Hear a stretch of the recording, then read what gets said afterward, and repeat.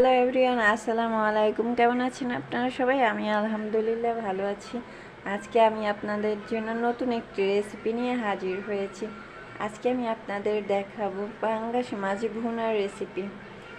এই রেসিপিটি আপনারা যদি ট্রাই করেন বাসায়, অবশ্যই অনেক মজাদার ও সুস্বাদু হবে। একবার আমার মতো ট্রাই করে দেখুন, অনেক মজাদার ও সুস্বাদু হবে। প্রথমে আমি এই মাছগুলোকে ধুয়ে নিয়েছিলাম। ধুয়ে নেওয়ার পর তারপর এই মাছটাকে আমি এখন গরম পানি দিয়ে আবার ধুয়ে নেব ভালো করে।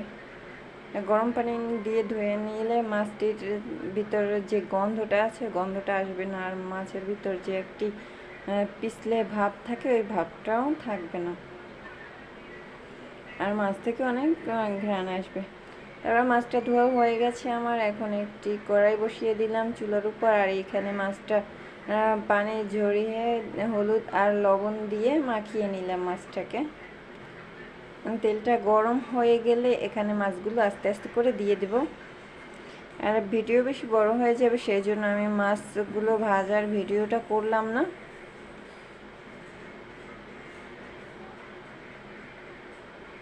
পাঙ্গাস মাছ অনেকে রান্না করতে পারেন না ভালো মতো, রান্না করলে দেখা যায় গন্ধ আসে। আজকে আমার এই রেসিপিটি ফলো করলে আপনারা অবশ্যই রান্নাটি করতে পারবেন। আর আমার এই রেসিপিটি ভালো লাগলে অবশ্যই চ্যানেলটিকে একটি সাবস্ক্রাইব দিয়ে দেবেন, আর ফেসবুক পেজ থেকে দেখে থাকলে অবশ্যই একটি ফলো দিয়ে দেবেন। মাছটা ভাজা হয়ে গেছে আমার। এখন আমি চলে এসেছি রান্নার কাজে। এই যে একটি পাত্র বসিয়ে দিলাম, পাত্রের ভিতর দিয়ে দিলাম সয়াবিন তেল। তেলটা গরম হয়ে গেলে এর মধ্যে দিয়ে দিলাম পাঙ্গাস মাছ থেকে আপনারা জানেন তেল বেরোয়, আমি সেই তেলটাও দিয়ে দিলাম একসাথে। তার মধ্যে দিয়ে দিলাম বাটা পেঁয়াজ আধা কাপ পরিমাণে। পেঁয়াজটাকে একটু নাড়ানোর পর তার মধ্যে দিয়ে দেবো আদা রসুন পেস্ট 2 চামচ পরিমাণ। তারপর একটু ভালো করে নাড়িয়ে চালিয়ে নেব। পাঙ্গাস মাছের তেলটা দিলে অনেক মজাদার হয়, আর ঘ্রাণটা অনেক সুন্দর আসে। অনেক নাড়ান চালানোর পর আমি দিয়ে দিলাম এইখানে স্বাদ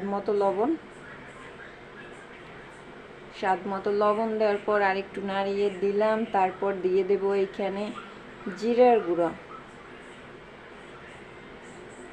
আর অনেকে বাটা জিরাও ব্যবহার করতে পারেন, আমার কাছে বাটা জিরা ছিল না, সেই জন্য আমি জিরার গুঁড়োটা এখানে ব্যবহার করলাম।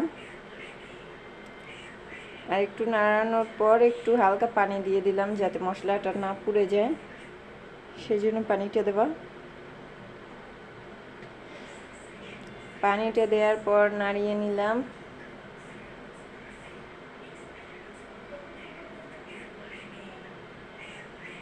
তারপর দিয়ে দিলাম দারচিনি এলাচ, 2 টুকরো করে দারচিনি এলাচ দিয়ে দিলাম। আর যারা এটি না খেতে পারেন তাহলে গুঁড়ো করেও দিতে পারেন, আমি আস্ত দিয়ে দিলাম। তারপর দিয়ে দিলাম 2 টেবিল চামচ পরিমাণ হলুদের গুঁড়োটা দেওয়ার পর আর একটু নাড়িয়ে নিলাম। তারপর দিয়ে দিলাম 2 টেবিল চামচ পরিমাণ মরিচের গুঁড়োটা দেওয়ার পর ভালো মতো নাড়িয়ে চাড়িয়ে আরেক পানি দিয়ে দিলাম। ভালো মতো কষিয়ে পানিটা দিয়ে দিলাম। পানিটা দেওয়ার পর মশলাটা একটু ঘন হয়ে আসলে এখানে মাছগুলো দিয়ে দিলাম। মাছগুলো দেওয়ার পর পরিমাণ মতো পানি দিয়ে দিলাম। পানিটা দেওয়ার পর মাছগুলোকে এক এক করে পানির মধ্যে ডুবিয়ে নিলাম, যাতে মাছগুলো ভালো মতো পরিপূর্ণ সিদ্ধ হয়ে যায়। আমি 10 মিনিট ঢাকনা দিয়ে ঢেকে রাখবো, চুলার আঁচটা মিডিয়ামে রাখবো। ফিরে এলাম 10 মিনিট পর। আমি এর মাঝে একবার আরেকটু নাড়িয়ে দিয়েছিলাম। এই যে আমার মাছের কালারটা খুব সুন্দর এসেছে, আলহামদুলিল্লাহ। ভালো থাকবেন সবাই, আজকে এই পর্যন্তই। Bye bye.